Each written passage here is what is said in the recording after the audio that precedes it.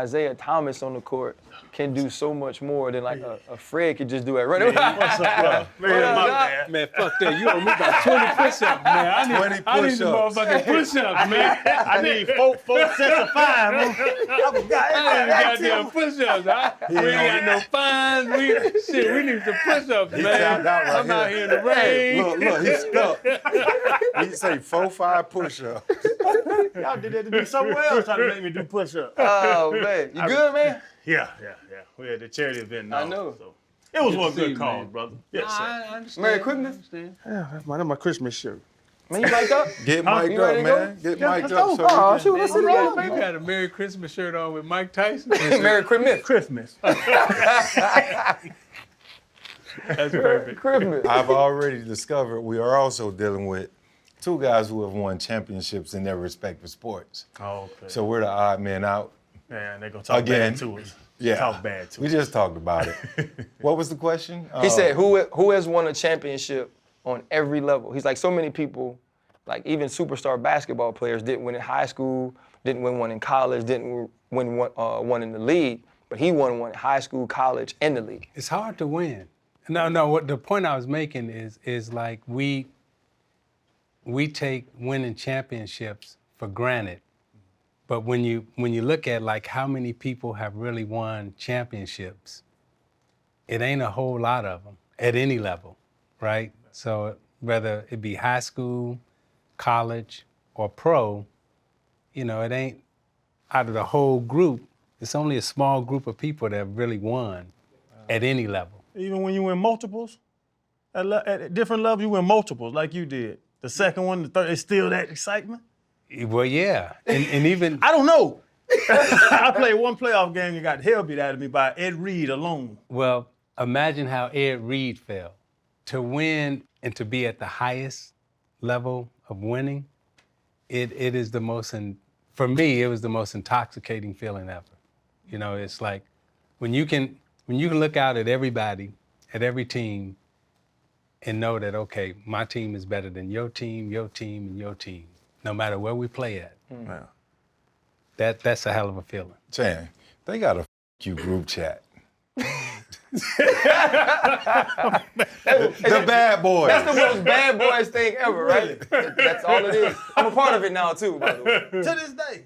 Yeah, let me Oh, that's hard. Let me That's show- hard. I thought you was joking. That's let me hard. show you how we get down. Chan, you can be a part of that group chat. That's like the perfect group chat for you. Oh, I'm sure it's not PG-13. Now this, you can scroll up and down. That's the whole group chat though.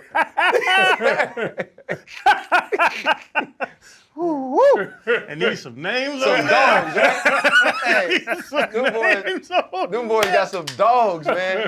Hold up, limitless. Take a stomach, got a pin in it. I fought the head to witness it. Got my people feeling militant. Way I'm feeling got me up. On the mission got me up. Knowing me, I got the key. Only vision I can trust. Limitless. Take a stomach, got a pin in it. I fought the head to witness it. Got my people feeling militant. Way I'm feeling got me up. On the mission got me up. Man, well, listen, welcome to The Pivot. You need no introduction, but I would like to give at least a little bit. First off, my father's favorite player to ever touch a basketball. That was the first thing. That was the first thing I ever told you when we finally met. I was starstruck, to be honest. It was one of those times, even with all the people I'd met in my life, it was like when you were a kid and I didn't realize that you weren't just on TV, that you were an actual human that was able to do all the things you were doing. That day kind of solidified it for me. I was like, man, that's mother effing Isiah Thomas. Thank You know, and so Thank you. basketball Hall of Famer. Now we know, I didn't even know this, champion on every level, two-time NBA champion, one of the greatest players to ever touch a basketball. And I know you know that, but every time the top 50 or the top 75 rolls around, I'm glad the world gets to be reminded. And even more than that, man, just been such a gracious human to me, an OG. And I think that's the one thing that matters most whenever I get an opportunity to speak at you. So welcome to The Pivot. Got my boy Channing in his Merry Christmas, his Merry Christmas shirt. You know we love Mike. It's the holidays, Freddie T, he bought out a new pair of dunks for us today. The DraftKings, Happy Dad, thank you guys so much for your sponsorship and your partnership. Also, to everybody who's subscribed, we're now over 600,000 subscribers. That's extremely important to us. We don't take it for granted how much you guys support us. And this finna be a Hall of Fame, almost championship episode. This way. This way. It's championship episode. Hey, fellas, let's talk about being all Americans though. Let's talk about that. Over on this side of the room. Speaking of being an All-American, though, Isiah, you know, you're a kid from Chicago. West side of Chicago. I'm sorry, west side of Chicago. And people think of Chicago, and they only think of the NBA team that is there. Not the countless Hall of Famers, not the countless great basketball players that all seem to have a level of toughness about them that's extremely different. And you make the decision to go play at Indiana with Bobby Knight. What was that decision like for you? How much did that help you grow into the man today? But first of all, you're giving me a little bit too much credit saying that I made the decision. Because my mother made the decision. You know how kids put their head on and say, hey, I've decided to go to, X university? Yeah. My mom called a press conference and said, my son has made his decision. He was eating lunch. I was sitting right next to her like this. She said, my son has decided that he's going to Indiana University to play for Bob Knight. And I was like, yes, I am, Mama. Yes, I am. And it's a different era back then. Like, kids nowadays, they can make their own decisions. Back then, no, you weren't making no decisions. And, I was heavily recruited. And I was one of those kids in one of those families. We were extremely poor. We got offered a lot of money. And we wanted to take the money, my brothers and them, and we wanted to get paid to go to college. And I never forget, this, and I won't name the name of the school. This one man came in, he said it was $50,000 in the briefcase. I opened the briefcase up, it was cash. Now, we had never seen that kind of money before in our life. So it could have just been $100 in there. Right. But he said it was $50,000. We don't know, right? And so we jumping up, it's time to get. Now, mind you, we ain't got no lights. Wow. Ain't no food in the refrigerator. Okay, we have roaches too, right? It's like, so, and all my recruiting visits had to be in the daytime because we ain't had no lights. Wow. So now everybody's happy, one no high five and then, but we was giving each other five, right? And I'll never forget, how you look at that one person and they looking like you right now, they ain't smiling, they ain't doing nothing. And that was my mom. Wow. My mom got up, went over to the briefcase, closed it, and looked at the guy and said, my son's not for sale. At that time, all we had in the refrigerator was a jug of water, and it wasn't sugar water. It was just a straight jug of water. That was it. No food, no nothing. And, my brothers and everybody was mad. Now that I'm older, I understood what my mom was saying and what that meant. Mm-hmm. But back then, we was like, hey, we for sale. Like, we need some money, Mom. Ain't nothing in the refrigerator. So Coach Knight came, and when he came, he said, I'm offering your son 3 things. Now, that's me sitting there. He said, he knew you weren't making a decision at this point. He's like, hey, Miss Thomas, I'm offering your son 3 things, right? A, he's gonna be a gentleman. B, he's gonna graduate from college. And C, I'm gonna teach him everything about the game of basketball that I know. Mm. And me and my brothers and them, we were sitting in the room, we was like, well, this ain't gonna work. We ain't going to Indiana. It's nice seeing you, Coach, And that was it. And my mom said, you going to Indiana. Is that why? Because just reading some stories back then, and Bobby Knight, I'm gonna call him crazy. You correct me if I'm wrong, because slapping people, punching coaches, choking out soccer, or was a wrestling coach. He choked out some wrestling coach. I read a bunch of stories, but you and him had some problems. Oh, yeah. Is the pushback of you not wanting to go there? Y'all personality differences? Why did he kick you out of practice? I heard y'all got into a aggressive arguing. All of that, right? Yeah. All of that. Everything that you just said, all of that happened. Now, here's what I'm going to say now that I'm older. I'm so happy and glad that Coach Knight had the courage to coach me and to have confrontation with me, right? He wasn't trying to be my friend. I didn't know the talent that I had, and I didn't know the type of person that I would grow to be. But I knew at 17, I wasn't the person that I wanted to be or the type of player I was going to be. My mom and my brothers and them, they was like, okay, you got to do right. But at the same time, yeah, we had those confrontations. But all of us as players, we didn't have friend coaches. Like the coaches now, they want to be your friend. Mm-hmm. They don't want to coach you, right? And to really get the best out of what you have, somebody's got to pull it out of you. And there's got to be a little confrontation. Yeah. And Coach Knight, I appreciate him because he wasn't afraid to have confrontation with me. And, did that make me better? Yeah. A lot of times he was wrong.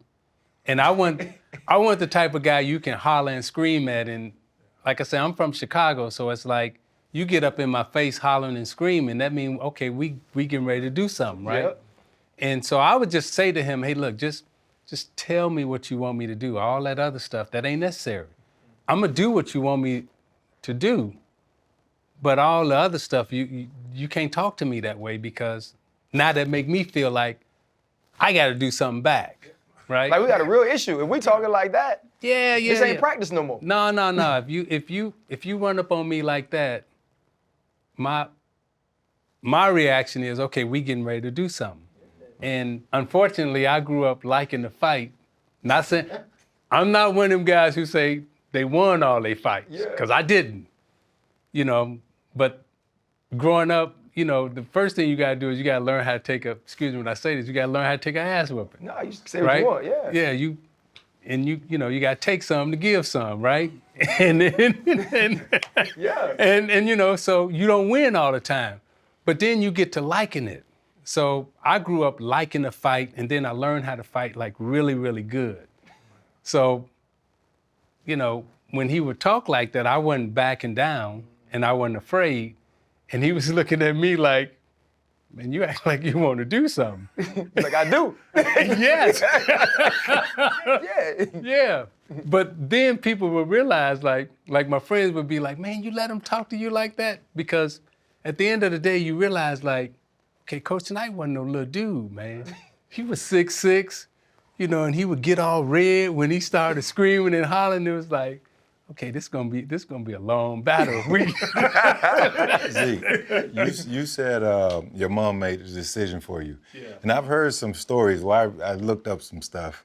Is it true that she was packing that heat? Oh, my mom was a straight gangster. Absolutely. My mom carried. It, like they got these metal detectors and stuff now. My mom couldn't have got in the game. She couldn't be one of the clear bag moms. Oh no. She had the heat on in the game. And at the game, and then my aunt, she had a switchblade up in her wig. Wait, what? Yeah. So my aunt always had a switchblade, and my mom, she had a switchblade too. So when I was little growing up, your mom, they could do tricks with them switchblades. So your mom be talking to you, and they be sharpening their blade, and then they start doing tricks with that, Junior. You better carry your ass to school now, Did you do your homework today, son? With the blade? They sharpen their switchblade, but back then they could do tricks with them switchblades, man. They can. Yeah. Boy. But you said in the wig though. We didn't have nothing, right? So I remember like the first couple of games, they would fry chicken. They would they would bring food to the game, and they would bring their drink to the game. And so they sitting in the front row, and you know, people come by, hey, can I get you some popcorn? And they going in their purse, nah, we good, you know? Right. And they sitting there watching the game, because we had never been to like NBA games and stuff like Yeah. that. And by the third quarter, I'll never forget, this referee, God bless his soul, his name Earl Strom, right? By third quarter, you know, my mom had a little drink. She drank about third quarter. It was like, she's cursing everybody out. So Earl Strom came by me and he said, Isiah, can you tell your mama like to, you know, kind of calm it down? I said, nah, man. you got to talk to her. This is what my mom said, and I truly understand this, right? She used to always say this. She said, baby, it ain't always good when the white people got all the guns. I was like, all right. You gotta respect that though. Yeah. Because in those buildings, right? You come in, that's what the security was. Yeah. The security, the cops, and all those people. And so her mindset was, one of us gotta have some heat too. My mom's from Vicksburg, Mississippi, and she got ran out of Mississippi at 14, and she never let us go back. Wow. When her sister died, she didn't even go to the funeral. It's safe to say your mother's your best and favorite coach. Yeah, my mom and dad, straight. You know, yeah, absolutely. But my mom, you know, if I had to pick one out of the two, I have to pick my mom. My dad used to call my mom Joe Louis. That was his nickname for her. That was his nickname for her. He called her Joe Louis. Your dad sitting there with his head down too, like you. Boy, mama talking. Boy, be quiet. Yeah. You know, you mentioned your mom being at the games in Detroit and the referee coming up to you saying, hey man, get your mom to chill. When you do make that transition, and obviously you go to a place, you know, Chicago and Detroit were much alike, high African-American black communities, and, you know, communities that, you know, back in those times were, you know, people thought that that's where the violence was. And you became really active in the community. Just in reading about you, Aretha Franklin becomes someone you get close to, and you ingratiate yourself into Detroit. When you got there, was becoming a man away from the court, was that something that was extremely important to you? It was, but it was scary. Because I left home at 17. When I left to go to Indiana, I was 17, not knowing that I would never go home again. Right. So when I was at Indiana, played on the Pan Am team, then played on the Olympic team that got boycotted. So I was away from home the whole summer. Went to both sessions, summer school, and now I'm in the pros, right? And I had never been on my own, had never handled a checkbook or anything. So when I got to Detroit, I didn't know this, but this how gangster my mom was. She had called the mayor, Coleman Young. You know, whatever conversation they had, I don't know what they said, but I know the way he welcomed me and brought me into Detroit as if to say he one of us, and then said, I spoke to your mama. You knew what the conversation was like. I knew it. And so we come from a family of activism. Like activism is, you know, that's the family business. My mom worked with Fred Hampton, marched with Martin Luther King. On the west side, I always say I'm from the west side of Chicago, because on the west side of Chicago, you had the Black Panthers, you had the Vice Lords, you had, you know, Noble Drew Ali in terms of Moors and Moorish teachings. And when Martin Luther King moved into Chicago, he literally moved 4 blocks from my house. So my mom, you know, would take us to all the marches, and, you know, there was no babysitters. So, you know, we walking down the street, but it's a street named after my mom in Chicago now, on Holman and Jackson. Wow. And that's, you know, that's who she was. So when I got to Detroit, that's what Detroit was all about. So getting involved in activism, getting involved in, you know, standing up for who we are, beating back stereotypes, and what Detroit was being portrayed as, you know, every stereotype that you labeled or put on Black men and women, that's what they were saying about Detroit.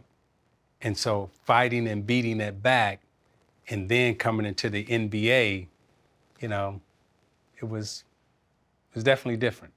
And you talk about activism now in sports, and you know the Colin Kaepernick when that happened a couple years back, and now every league is, you know, to stop hate. They're wearing stuff, putting it on the court. WNBA, NBA, NFL. Coming from a family of activists, did you feel open to articulate that when you were playing? Because that was, bro, I'm not gonna call you old, IT, but that was back when it wasn't acceptable for athletes to speak their mind. Absolutely. And we and I were speaking our minds in Detroit, which made us controversial.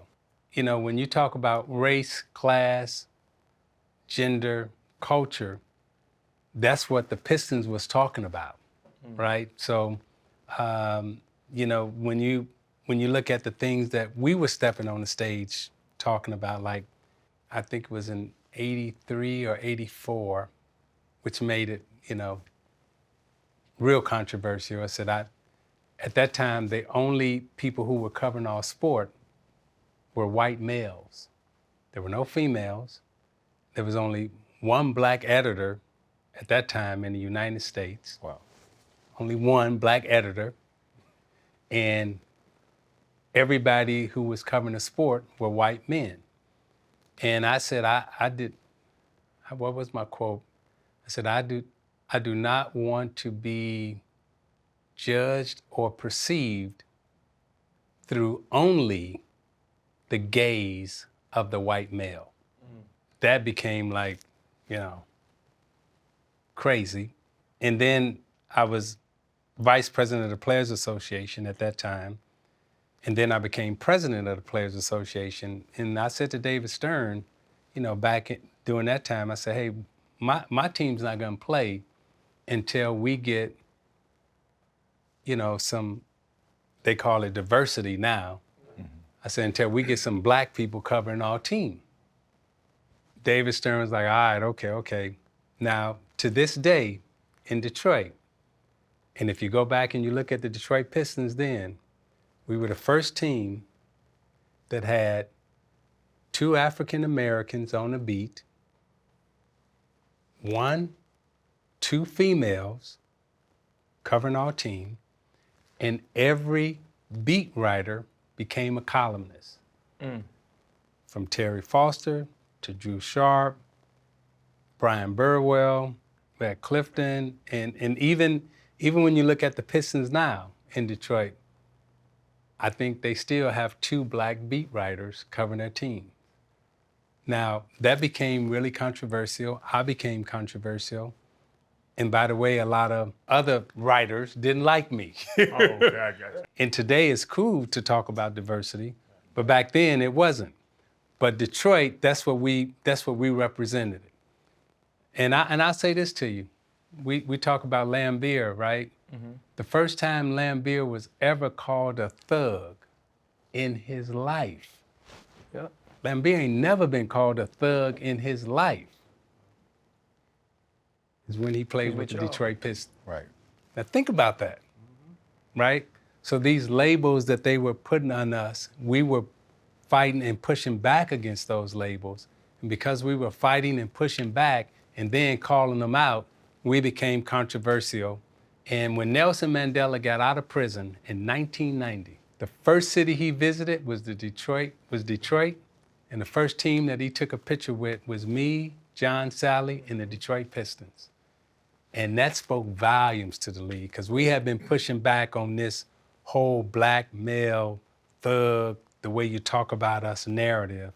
And, you know, so race, class, culture, you know, that's where I come from on the West Side. Say your mother is from Mississippi. I'm sure she experienced some racism down there back in her time, back in the day. You moved to Chicago, inner city, on the West Side. I want to ask you later, I don't know the differences of the side of Chicago, but we can talk about that in a few. The South Side get all the food and all the money. Okay, so that's the food and the money on the West Side. All right, that says enough. Hey, man, listen, basically these are facts. You know what I'm saying? Yes. And also another fact is that DraftKings Sportsbook. DraftKings wants to help you win, and we want to help you have some fun. So any new customer using the promo code PIVOT, any pregame moneyline wager bet, of $5, you hit it, you get $150 in bonus bets. And they got more for you. And with the bonus bets, play the same game parlays. I wish I could have parlayed some IT overs when he was back there playing. But same game parlays, multiple bets on the same game, and you could even have a chance of winning more money. And no matter where you are, DraftKings has something for you. If you don't have the sports book in your state, don't worry. DraftKings Daily Fantasy, you still get paid. Listen, get your mobile device out, download the DraftKings Sportsbook app, and remember, any new customer using the promo code PIVOT, a pregame moneyline wager on any football game, you hit it, that's $150 in bonus bets. Now back to the show.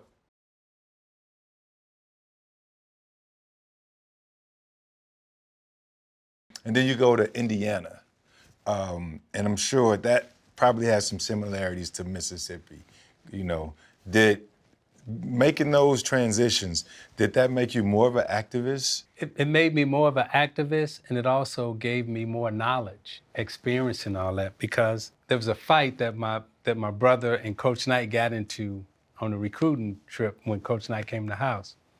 Because my brother asked Coach Knight, he said, going down to Indiana, you know, you have a lot of the Klan in Indiana. And, you know, if something jump off, you know, they call me Junior. They was like, who gonna take care of Junior? And I thought this was a great answer by Coach Knight, but my brother didn't like it. Coach Knight leaned back and he said, well, if we winning, they gonna look out for him. But that's actually real life, though. That's real life. That is real life. He says, if we winning, they gonna look out, right? Yeah. And my brother didn't like that answer. So this one I knew it was going to be real, because then my brother and him got up, and my brother was like, you know, saying what he say, right? And then Coach Knight said, well, we can take this outside, right? And he stood up, dude. Coach Knight stood up, took off his coat, started rolling up his sleeves, and the whole house was like, no, we can't fight. You know how it is in the crib, right? You trying to break it up, and then everybody's like heated, like really heated. And then you look over there again, and my mom's sitting there like this. Mm-hmm. I was like, she liked this dude, man. What the hell, man? So yeah, all that gave me knowledge, and it gave me understanding. So now when you step on the stage in sport, right, and they walk into the locker room, and they put the mic in front of your face, and they asking you questions, and the people who are asking you questions wanting you to respond a certain way, and if you don't respond the way they want you to respond, then they don't want to talk to you. Mm-hmm. Or back in the day, it ain't like it is now. Think about this. Back in the day, they would interview you, write down what you say, and then they would go back, and the editor, again, would critique what you say, and then they would put it in the newspaper, and that's what you said. Wow. And it never changed. Because it's nobody's fact checking, nobody's going back and saying. The editor fact checked. Wow. And now I'm interviewing you now, I'm writing it down. Yeah. Not saying that anybody was doing anything bad, but there were a couple of bad ones. Right. We did have some bad ones. Recently, there's a quote from you, and I'm gonna paraphrase. There was a very, very popular documentary that recently came out that you were called the asshole on. Yeah.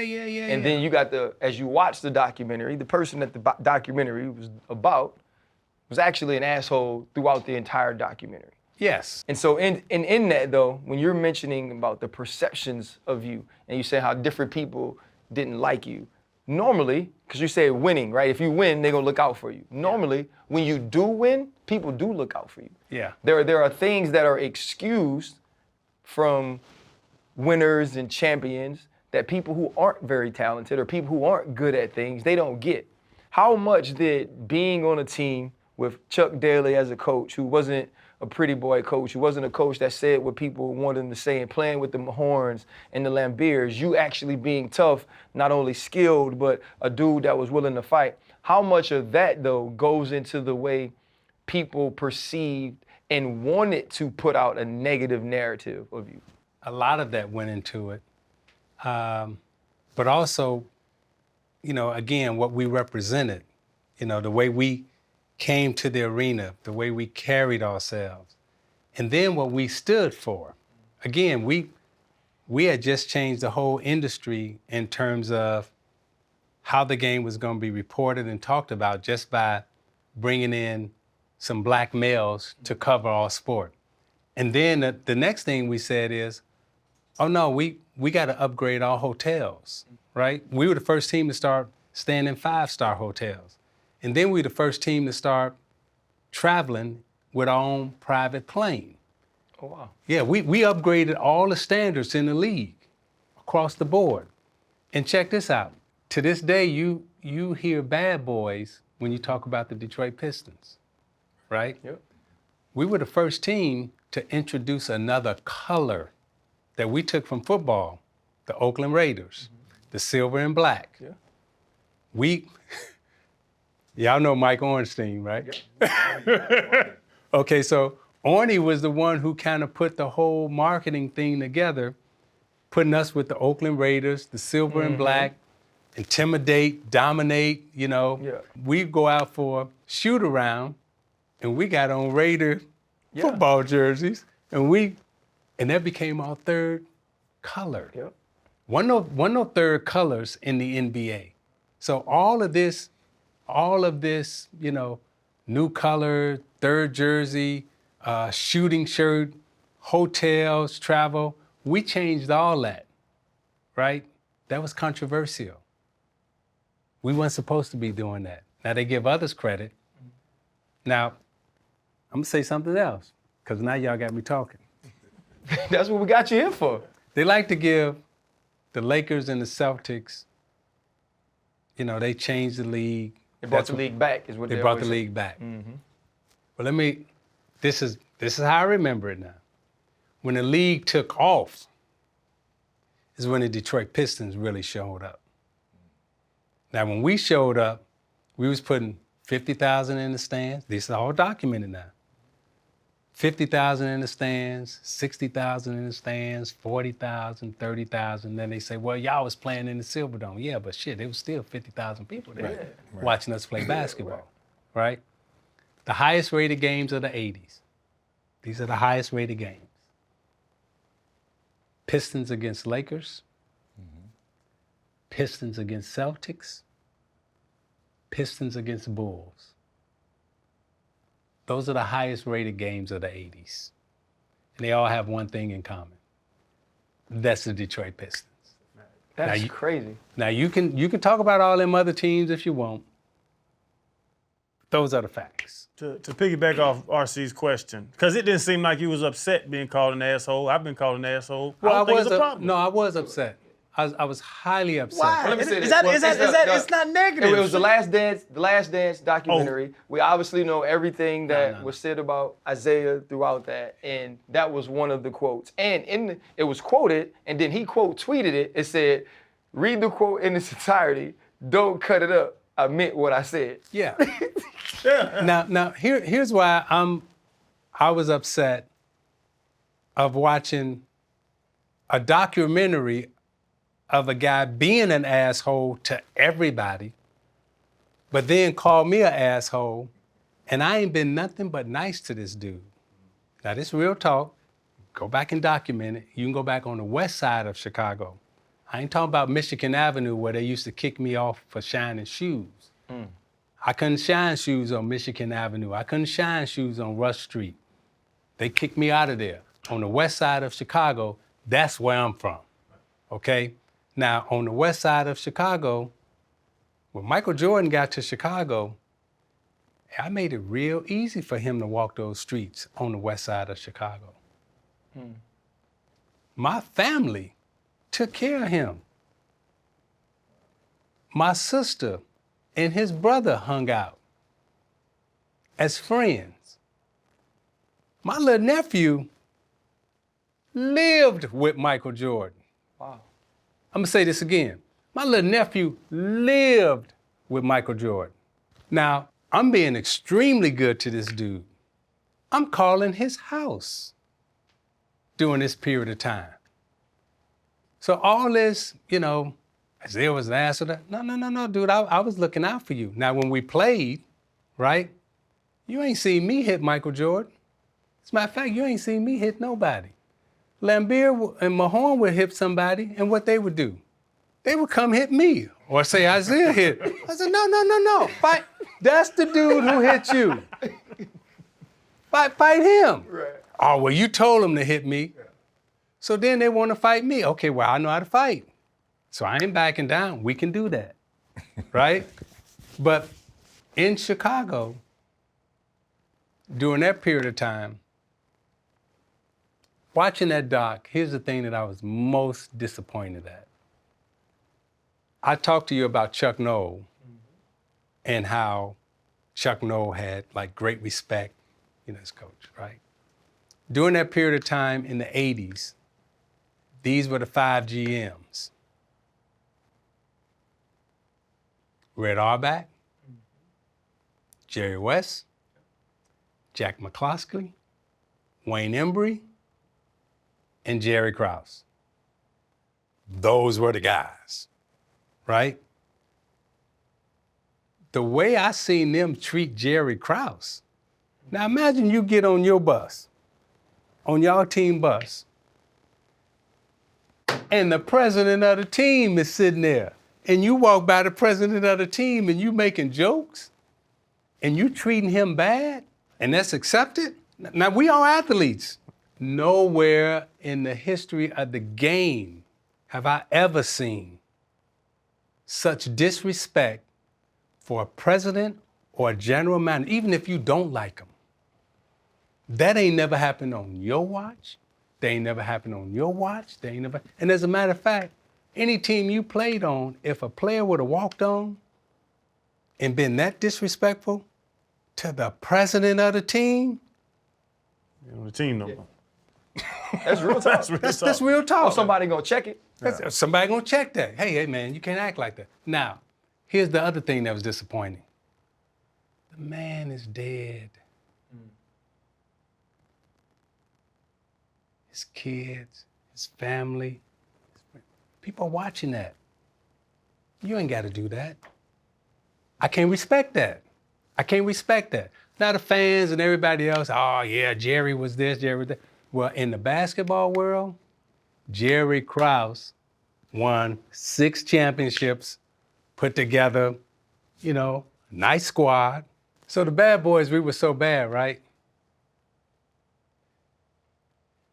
I want you to look at the Chicago Bulls championship teams that had Dennis Rodman, Yep. John Sally, James Edwards, Robert Parrish. They took half our team and then took some of the Celtics team. Now, they was bad for us, but all of a sudden they good for y'all?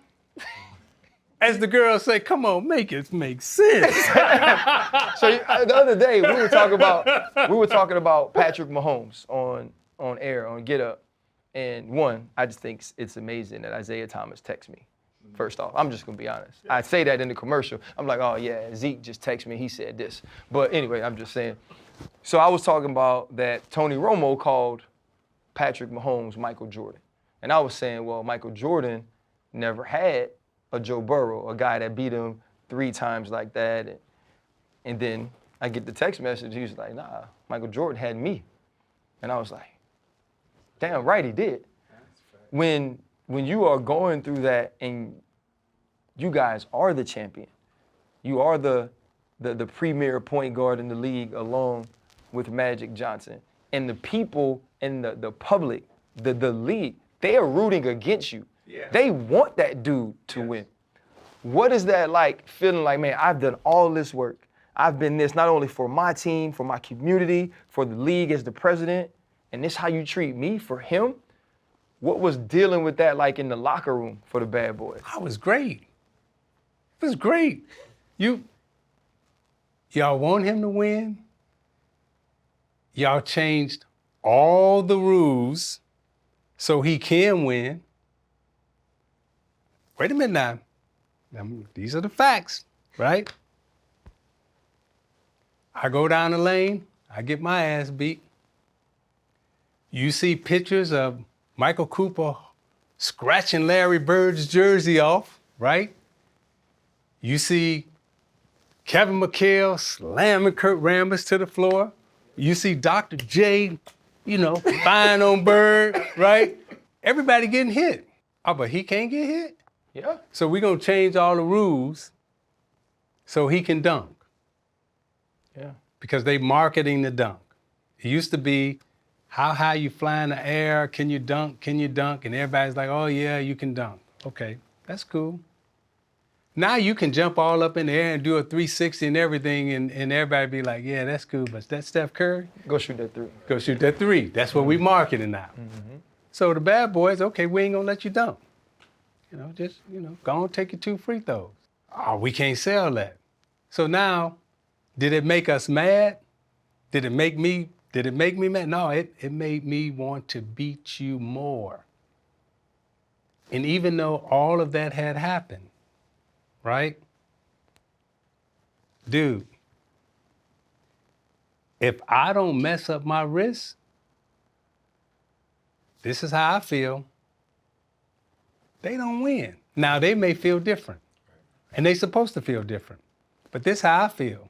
Now, the other thing is, if they don't change the rules for you so you can win, Yeah. it's different. It's different. Is that why y'all walked off? No, here's why we walked off, right? There was a lot of things that were going on.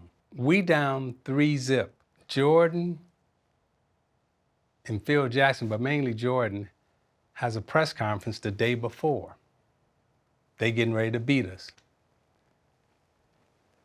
And he called us thugs, bad for basketball, all that was being talked about. But then they still went and got half my team. All right.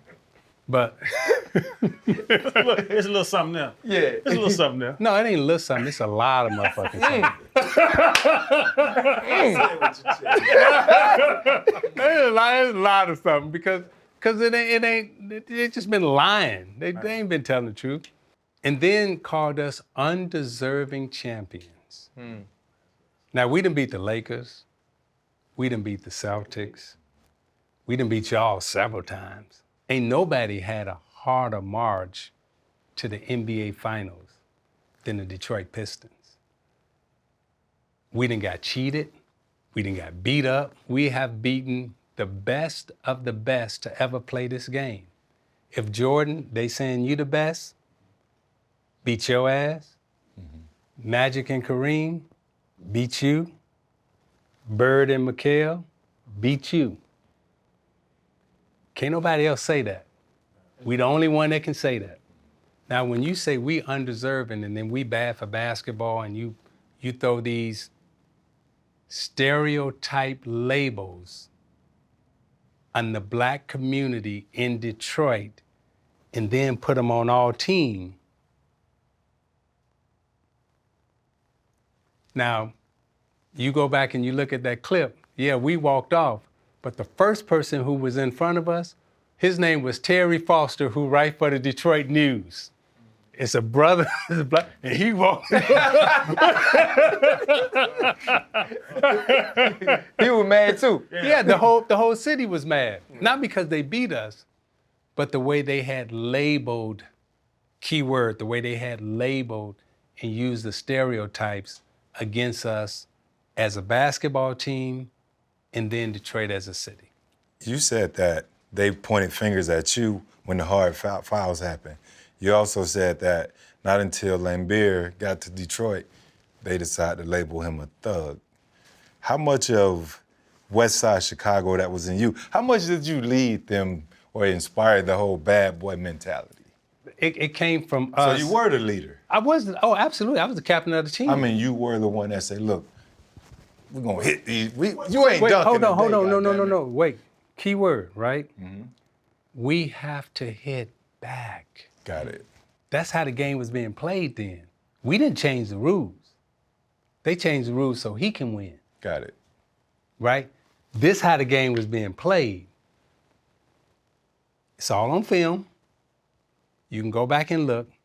Robert Parrish, Bob Lanier, rest his soul, took their fists and hit Lambeer right in the, boom, and was punching him in the face, right? Lambeer never retaliated. Like, hey, they gonna get thrown out of the game. Hey, yeah, they getting thrown out of the game, but our reputation, right, is something we gotta compete, right? When we go down the lane, that's how it is in the NBA. It is physical. All y'all play football. I'll give you this analogy. Them cute wide receivers, they was running down and outs. Yeah. They weren't running across the middle back in the day. When you ran across the middle, you knew it was hell to pay. They're gonna delete you. That's just how this shit go. That's Right. how it went, right? Right. Well, same in the NBA. When you came down the middle, that's how it was. The big guys were like, hey man, you can't come down here. You need to stay out there and shoot your little jump shot, and be pretty out there. But when you come down this middle or you come anywhere in this paint, hey man, it's a price to pay for that. And everybody was paying that price. That's how it was. That's how it was in football. They don't do it no more in football. So the wide receivers can come across the middle, catch them little, what y'all call them, little slants. Seam, slant, they doing that all day now. So do you think you guys' reputation? Yeah, run the slant in 1977. No, you couldn't do that. Your head gonna be over here. Whole mouth be bust out. But now I also wanted to ask you, the '88 Game 6. Yeah. Do you think you guys' reputation cost you that game? They called a tic-tac foul on Lambeer against Kareem and sent him to the line. Dude, we felt in Detroit, we were straight getting cheated. Now, that's how we felt. In boxing, you got to knock the champ out. You can't win on no decision. Yeah. If it go to 15 rounds, hey man, you didn't knock the champ out. Still the champ. That's how it was back then, right? So that foul that they called on Lambeer, we felt that we had won that game. And if you go back and you look at that series in '88, we won every statistical category, but lost the series. That's how it was. So now we come back in '89, that means we got to be better. We just got to be better. Because I was asking him, Chan, before you came in and before we actually got started, I wanted to ask him which series motivated them the most. Because I know they lost in '88, right? '89 they won it, '90 they won it. But sometimes, well, I guess this is champion talk between these two right here. But you had a different motivation for each one, right? I've always been motivated to win the championship. It's just a matter of how long is it going to take me. So I grew up fighting on the streets, right? So you got to fight. It's like if me and you got into it right now, you gonna beat my ass. But I just want you to know my mentality is, how long is it gonna take me to win? Right? It ain't no give up. It's like, and I may lose 10 times, but that one time I win, it may take me 10 years, it may take me 5 years, it may take me 6 years. But that's how I was built. So coming into the NBA, when we had heartbreaking losses, in '87, I threw the ball away. Now, in '87, they say the two best teams to ever play in the NBA, Lakers and the Celtics, '86, '87. Well, guess what? That '87 Celtics team, we had them beat. I throw the ball away. Dennis Johnson. Yes. Bird steal it, Dennis Johnson led up. We got them beat.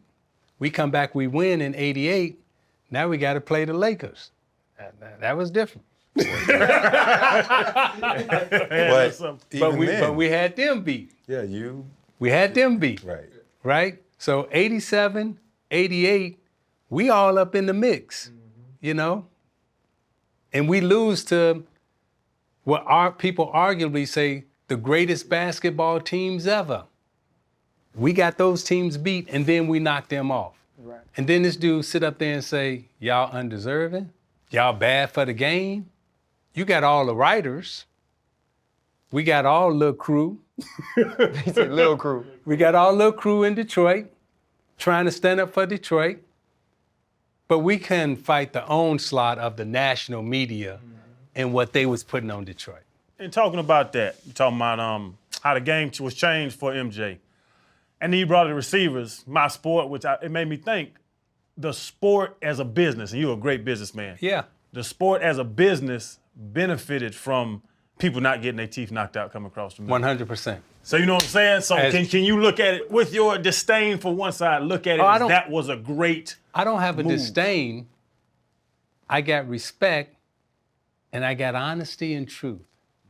So don't mistake my honesty and truth for dislike or disdain, right? And don't classify it or categorize it as hate or jealousy. It is honesty and truth. Wow. Now here's also the truth. What Michael Jordan did for the NBA, hey man, we all still eating off of that. At that time, being president of the Players Association, we was getting 53% of the gross.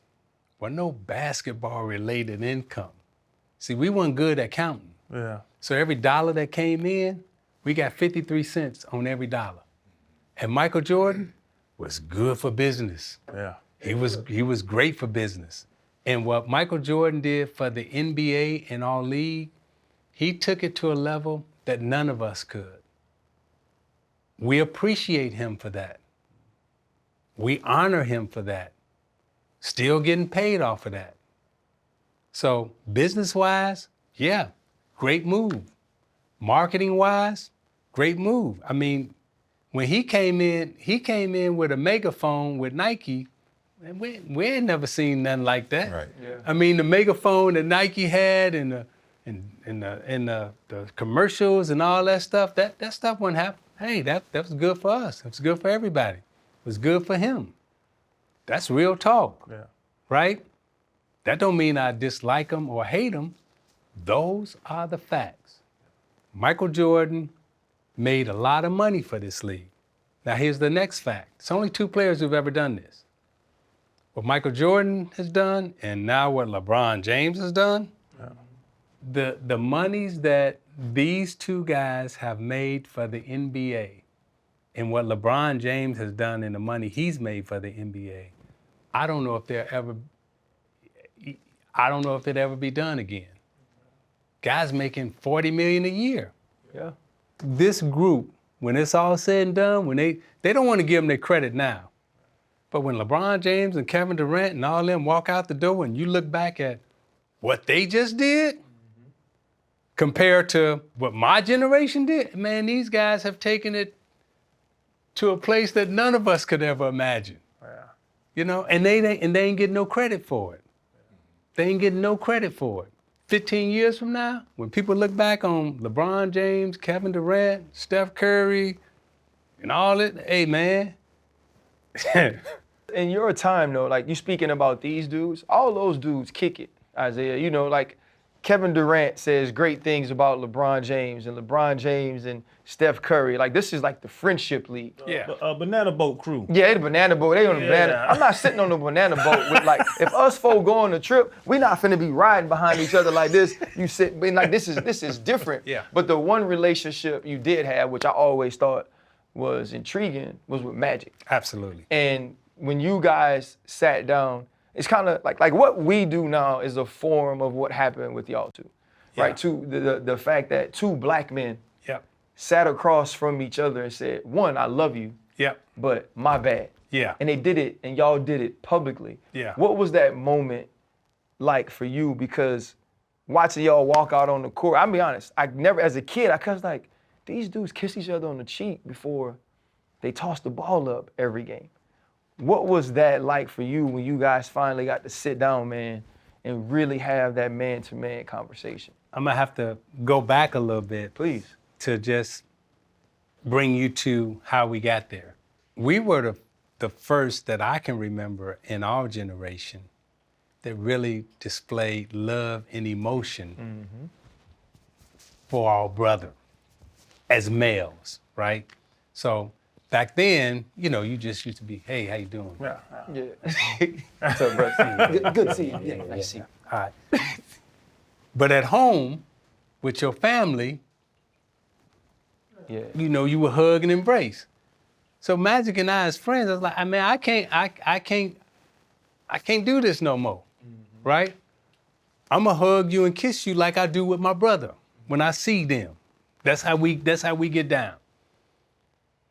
That was like so controversial back then, Yeah. right? They hug and they kiss. Fast forward. In any sport today, football, baseball, basketball, you see black men Yep. hugging, giving each other love. Back then, they said you can't do that. So we broke that barrier. Fast forward, Magic and I ain't speaking for a long time. We get to the NBA Finals, and Magic was my mentor. I was so lucky to come into the NBA. Magic had just came off of winning the NBA Finals MVP. By the way, that game wasn't televised, tape delayed. So all this, they took it off. Well, the Pistons had a lot to do with that too. I'm just saying. All facts now. These are facts. These are facts. Now. These are the facts. But I was so lucky because I got to hang out with Magic that summer, George Gervin, Dr. J, before my season started. And then Magic and I and Mark Aguirre, we became real tight. Now I'm trying to figure out how to win. What better teacher to have? And he was so gracious and giving. One had nothing. Dude, when the Lakers won the championship, I was in their locker room watching them celebrate. Then I knew Mikhail since high school. So when the Celtics was in the locker room, you can go back and you get it on film. I was at every NBA Finals game taking notes.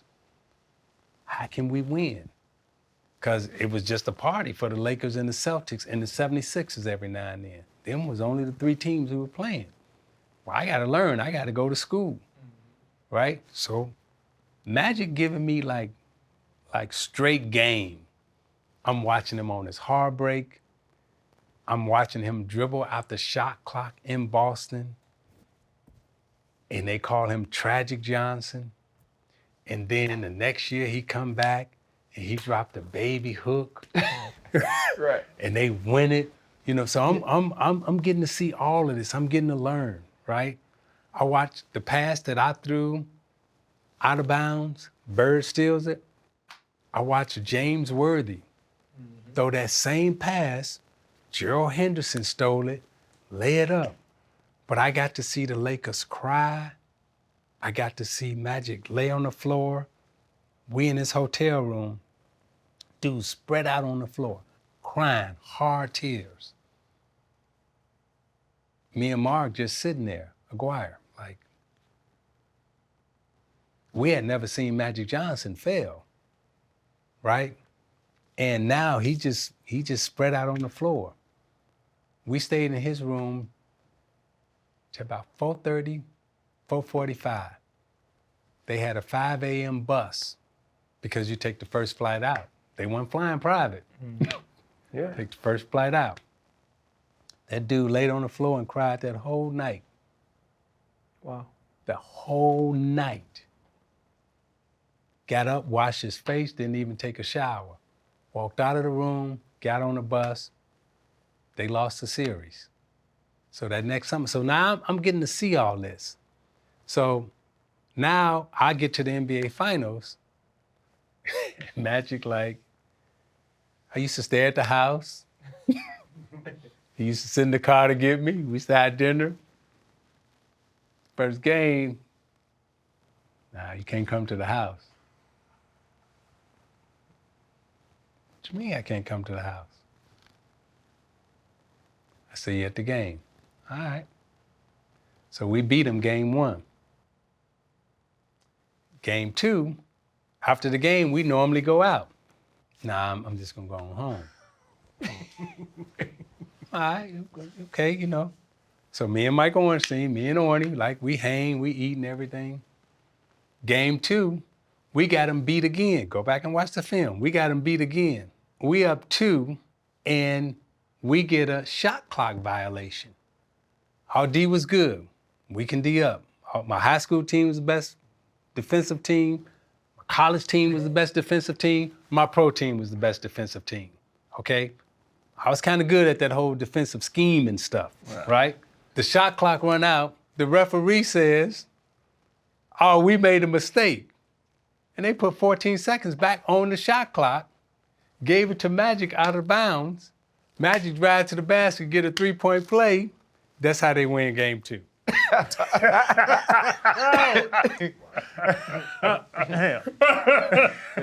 Those are facts. Yeah. Now, we don't speak. You know, we leave. They come back to Detroit game 3. Now, we got games 3, 4, and 5 in Detroit. They come back to Detroit game 3, and, you know, my son Joshua is born. Magic don't come to the crib, don't send no acknowledgement, nothing. I'm like, what's this all about? Anyway, so now game 3, we walk out on the court. When we walk out on the court, I got the hug, I got the kiss, but then I saw that look that they had gave the Celtics. I didn't realize it until I saw it, right? Like, ooh, that's how Kareem looked. You know, it just flashed back. I was like, oh shit, this is gonna be a hard game. I think they beat us 99-87 or something like that. But that's the game that I'm coming down the lane and Magic, you know, knocks me out of the air. Now I jump up and I push him. Now they all know I like to fight. Now when you hear Magic describe that, Magic say, oh, he got up and swung on me. That's a big difference between swinging on somebody and pushing them. Right. Now I didn't swing on him, but he knocked me down. I got up and pushed him as if to say, you know what? And you can read my lips. What the fuck that all about? Right. Well, fast forward, he's like, okay, Pat Riley had told him we can't be friends. He got to stick around. Okay, cool. We don't talk for years. For years. You know, our relationship is different. So now we finally get to sit in the chair. And now we got to be real with each other. And not knowing that being this real with each other, what it would do for the world. Yeah. A simple act of hugging way back when, and then another act of forgiving, compassion, coming together, breaking down, crying, showing real emotion. And I was all right until he said, you know, I want to apologize to you. And I broke because I knew what had taken place, but the fact that he was man enough to say, I'm sorry, I had to accept that.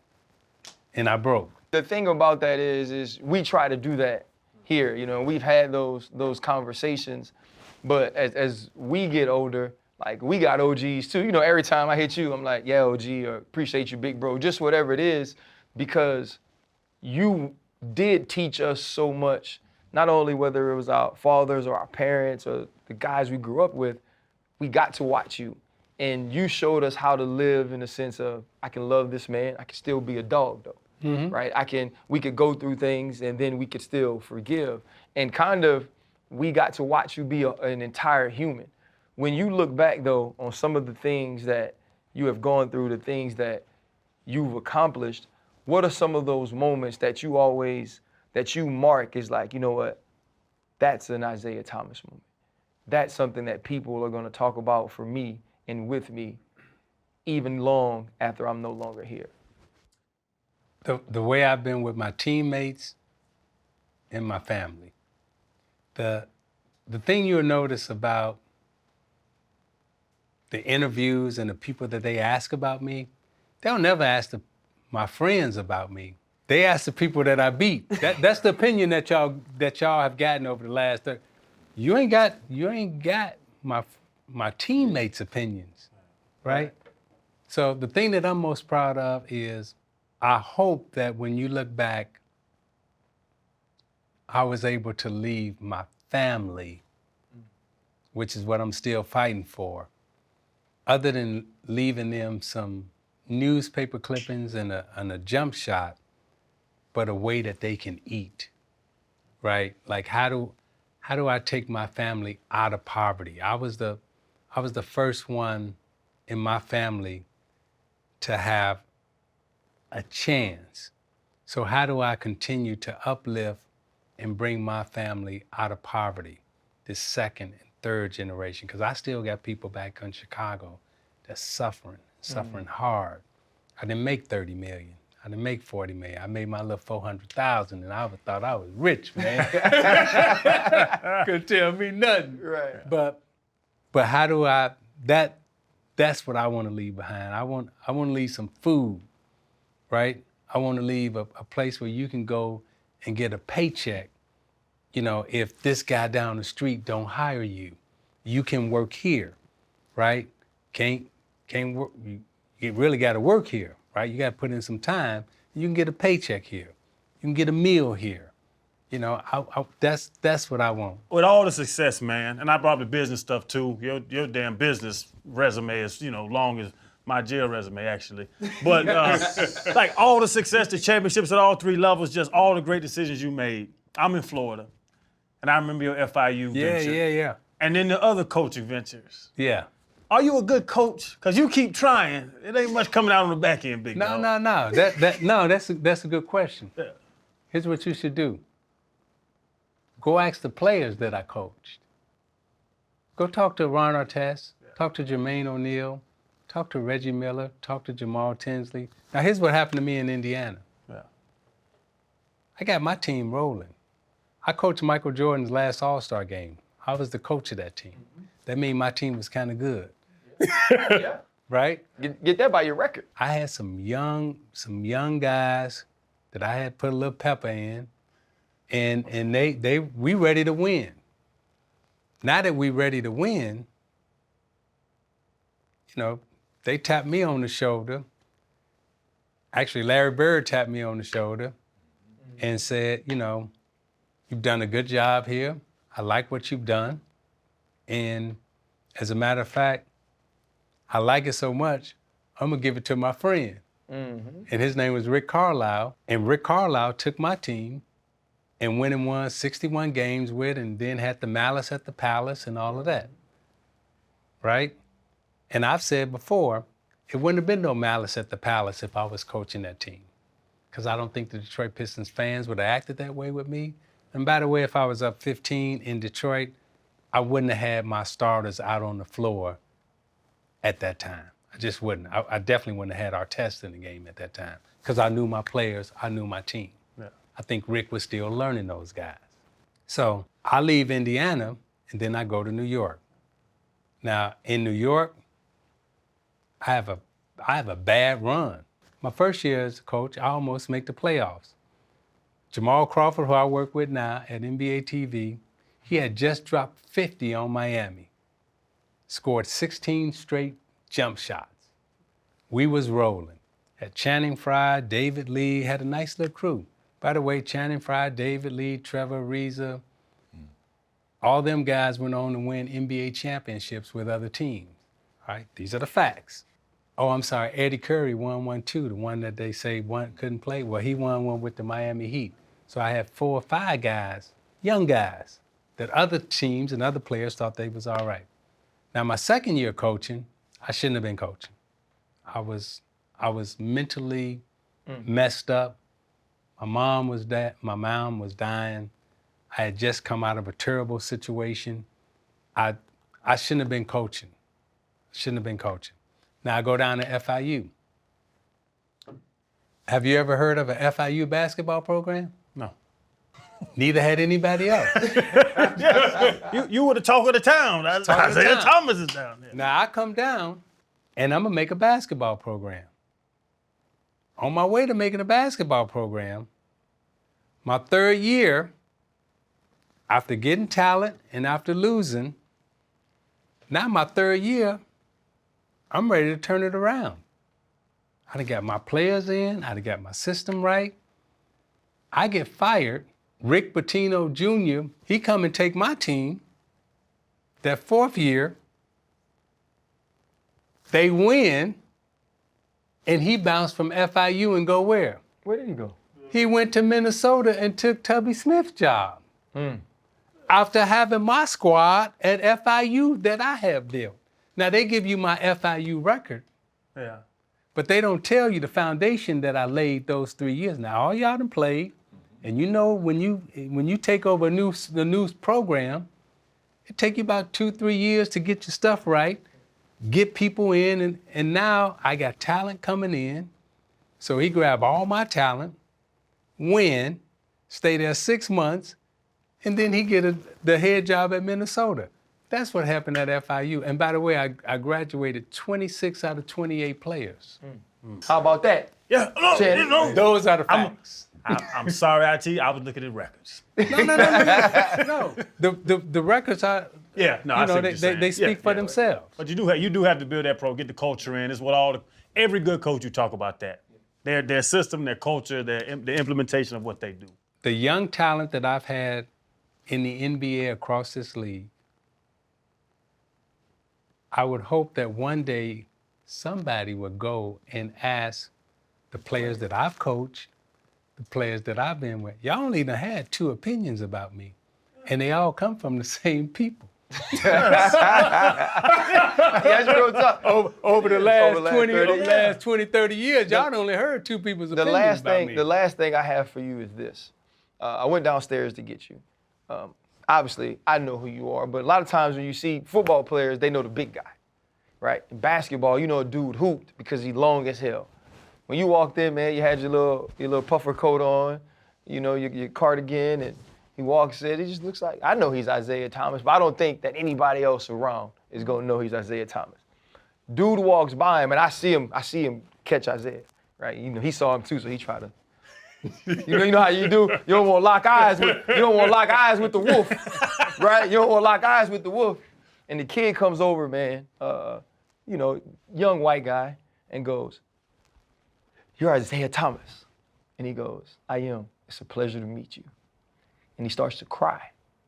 The kid? The kid's crying. The young man is crying. And he's like, "I watch you all the time. I watch your games all the time." And it wasn't one of those, I'm faking or I'm acting. He was dead serious. He was that excited to meet, and he was like, "Man, happy holiday." He's like, "Let's take a picture." And the kid was so excited. When you realize what you did has that type of effect on people still today, how does that make you feel? I am so blessed that I have been given the gift where you literally can make somebody's day just by being nice to them. But you can also ruin that person's day if you be mean to them. Now, that kid that you just described, what if our interaction with him would have been one of, we were dismissive to him?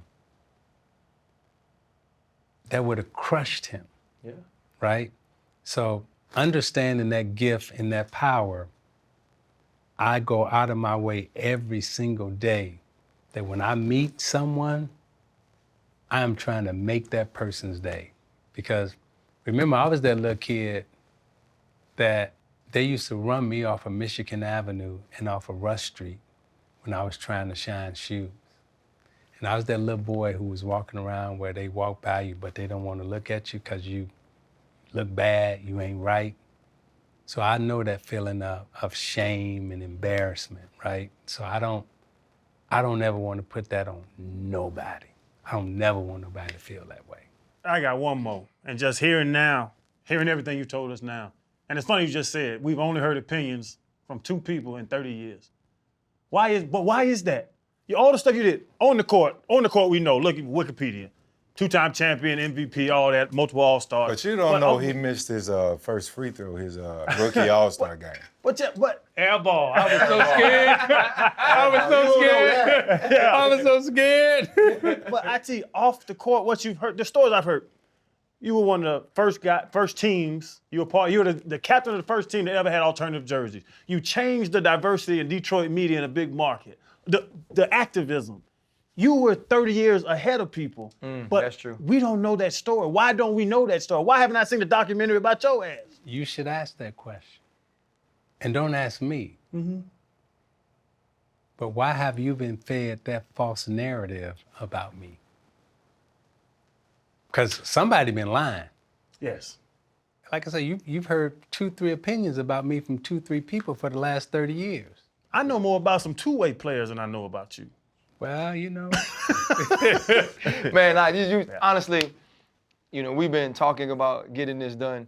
This was the first time I've sat here in a long time, and I felt like I was watching somebody else's show. Listening to you tell those stories, man, and just the historical value of them, but also how new that felt to me. There were things you told us today, and we all do it, man. Like he talk about Googling, and that's all we do before we get into the interview, because we don't ever want to get in an interview and not have a question or have it be stale. And you taught us so much in this very short time about who you were. We didn't really talk about basketball, and it shows how much more a Hall of Fame basketball player, one of the greatest to ever live, how much more he accomplished as a man, as someone who was willing to give of himself to people he could remember being. And I think so many times we forget that. So thank you so much. This has been amazing. And I would love a part 2 if you ever got time for it. Hey, man, let me tell you something. I'm a fan of all of y'all. And I love football. And that's my favorite sport to watch. But seeing y'all on the scene and seeing how y'all career has taken off and what y'all have done with this show, it's just beautiful to watch. Not only is it beautiful to watch, but I've always said this, I think the hardest sport to win in is football. And the reason why I say that is because y'all used to have 52 people. It's 45 It's now? 53, it's 47 to dress out, yeah. Hey, man, the amount of material that y'all take in on a weekly basis, from an educational standpoint, I'm just blown away. And then shit happens so fast. It's like boom, boom, boom, boom.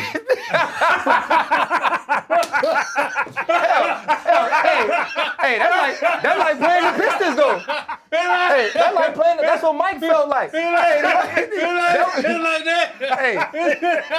Chan, that's what Mike felt like though. Mike said, that's what Mike said. Mike said he was trying to do it out of We'll say the lane. same about y'all sport. The same thing for Say him. the same. Man. Hey, fellas. Hold up, limitless. Take a stomach, got a pin in it. I fought the head to witness it. Got my people feeling militant. Way I'm finna get me up. On the mission, get me up. Knowing me, I got the key. Only vision I can trust.